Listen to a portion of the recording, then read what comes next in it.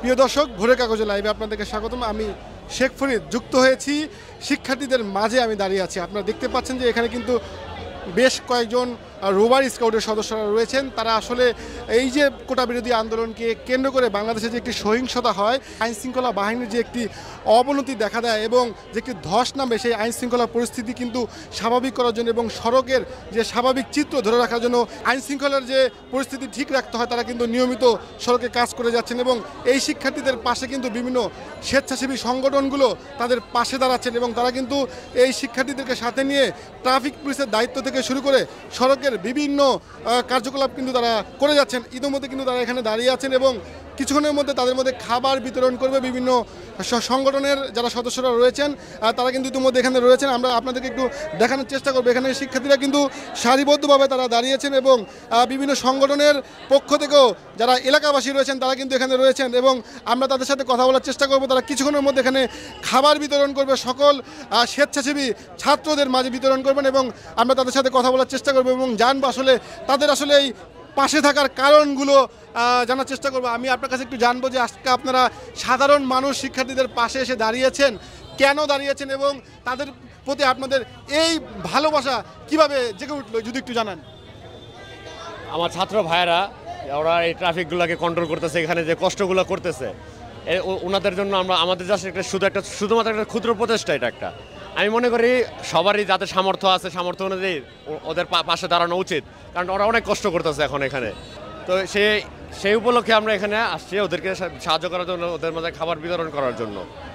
আপনাদের এই সেবা অব্যাহত রাখবেন কিনা? ইনশাল্লাহ সবসময় অব্যাহত রাখবো। যে কোনো সেবামূলক কাজে আমরা সবসময় পাশে থাকার চেষ্টা করবো। আমাদের সামর্থ্য অনুযায়ী শক্তি দিয়ে বল দিয়ে যেভাবে পারবো আমরা চেষ্টা করবো সবসময় থাকার রেগুলার। শুনছিলেন এই সেবা করতে কিন্তু সাধারণ মানুষ ছাত্রদের পাশে এগিয়ে আসছেন এবং তারা কিন্তু এখানে অসংখ্য শিক্ষার্থীদের মাঝে খাবার বিতরণ করবেন।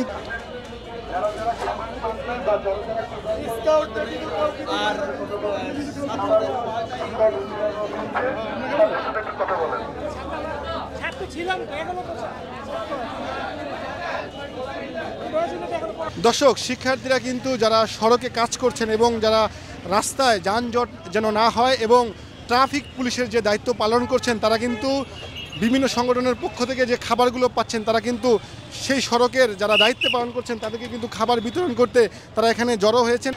ছাত্র যারা ট্রাফিকের দায়িত্ব পালন করছেন তাদেরকে কিন্তু খাবার বিতরণ করার জন্য সকল স্কাউট এবং রোভার স্কাউটরা কিন্তু এগিয়ে যাচ্ছেন এবং তারা কিন্তু খাবার বিতরণ করছে বলা চলে। এখানে আপনাদেরকে একটু দেখানোর চেষ্টা করব এবং প্রত্যেকের হাতে কিন্তু খাবার এবং পানি কিন্তু দিচ্ছেন এই রোভার স্কাউটের সদস্যরা। আমরা যতটা পারি যে মানুষের পাশে দাঁড়াতে। দর্শক, শুনছিলেন যে রাস্তাঘাটের যে শৃঙ্খলা ঠিক রাখার জন্য সকল শিক্ষার্থীরা কাজ করছিলেন। আমরা এখানে একজন নারী শিক্ষার্থী রয়েছেন, তার সাথে কথা বলার চেষ্টা করব। আমাদের দেশপ্রেমটা জাগ্রত হচ্ছে, সাধারণ মানুষের সেবা করতে পারছি আমরা। আর হচ্ছে একটা শৃঙ্খলার ভিতরে আমরা যেহেতু দেশটাকে গড়ে তুলতে চাচ্ছি নতুনভাবে, তা আমাদের রোভার স্কাউটদের একটা মূল দায়িত্ব হচ্ছে দেশটাকে শৃঙ্খলভাবে গড়ে তোলা। তা আমরা আমাদের নিজেদের চেতনাকে কাজে লাগিয়ে সুন্দরভাবে দেশ গড়ার প্রচেষ্টা করছি। আমরা ছাত্র, আমাদের অন্যতম কারণ হচ্ছে আমরা ইউনিটিটা বজায় রাখছি, যার জন্য আমরা এখন 52-এর ভাষা আন্দোলনের 1900 অভ্যর্থন, 71-এর মুক্তিযোদ্ধা আমরা ছাত্ররাই পাশ থেকে লিড দিছি, দেন হচ্ছে আমরা এই বিজয়গুলো অর্জন করতেছি। হোপফুলি এই 18 সালে যে স্বৈরাচারী সরকারকে পতন করছি, আমাদের ভাইদের তাজা রক্তের বিনিময়ে আমরা স্বাধীন একটা পবিত্র একটা দেশ পেয়েছি। এখন কিছু কিছু লোক, সুবিধাবাদী লোক, আমি যাদের বলি হচ্ছে আমরা ছাত্ররা বলি দেশটা কারো বাবার না, দেশটা কারো স্বামীরও না। সো আমাদের ওই টার্গেট অনুযায়ী আমরা চাচ্ছি ছাত্র সমাজে কিভাবে ভালোভাবে দেশে সুদ ঘুষ দুর্নীতিমুক্তভাবে কিভাবে সুন্দর একটা দেশ পরিচালনা করা যায়, ওই অঙ্গীকারবদ্ধ হচ্ছে আমরা প্রত্যেকটা ছাত্র সমাজের। দর্শক, শিক্ষার্থীদের সাথে আমরা কথা বলে জানলাম তারা কিন্তু যতদিন পর্যন্ত শৃঙ্খলা না আসবে এবং আইন শৃঙ্খলা বাহিনী সড়কে না আসবে ততদিন পর্যন্ত তারা তাদের সেবা বা তাদের যে কার্যক্রম চালিয়ে যাবে।